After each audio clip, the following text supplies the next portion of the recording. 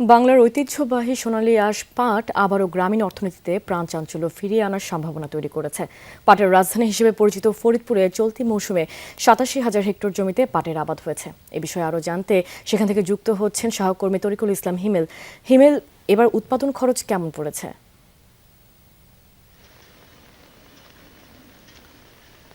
রুহি, আপনি আপনার কথাতে সুন্দর একটি কথা বলেছেন যে ফরিদপুরের হচ্ছে পাটের রাজধানী।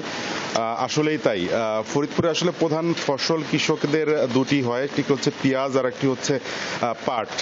আপনি জানেন যে পেঁয়াজে কিন্তু এবছর কৃষক বেশ লোকসানের মুখে পড়েছে।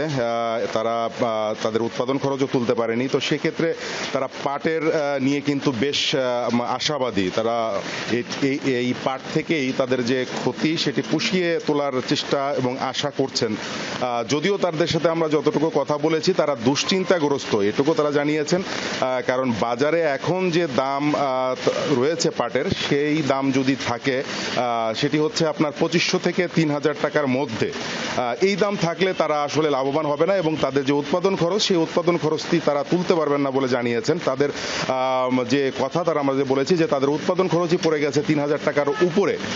তো সেক্ষেত্রে তারা চাচ্ছেন যে তাদের এই যে পাটের দাম তা সরকার থেকে যদি মিনিমাম ৪,০০০ টাকা বা তার বেশি নির্ধারণ করে দেওয়া হয়, তাহলে হয়তো তারা উৎপাদন খরচ তুলেও কিছুটা লাভের মুখ দেখবেন। আপনি জানেন যে এই যে পাটের যে চলতি মৌসুম, এই মৌসুমের শুরুতেই কিন্তু তেলের একটি তীব্র সংকট গিয়েছে এবং সেই সময়টি কিন্তু বৃষ্টিপাতও হয়নি, যার কারণে কিন্তু অনেক কৃষককেই কিন্তু আপনার উচ্চ মূল্যে বা বিভিন্নভাবে তেল সংগ্রহ করে শেষ যে কাজটি সেই কাজটি করতে হয়েছে এবং অনেকে যারা তেল পাননি তাদের কিন্তু আমরা দেখেছি যে ওই সময়ে আমরা যে পাটের যে বীজ থেকে যে চারা গজানোর কথা সেটি কিন্তু আপনাদের আশানুরূপভাবে চারা আসেনি।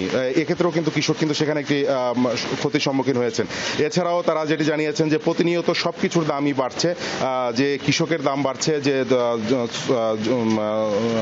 দিনমজুরের দাম বাড়ছে, সার কীটনাশক এর দাম বাড়ছে, বিদ্যুতের দাম বাড়ছে, তেলের দাম বাড়ছে, যার কারণে তাদের সেচ দিতে যে খরচ, সেই খরচটাও তাদের বেড়ে গেছে।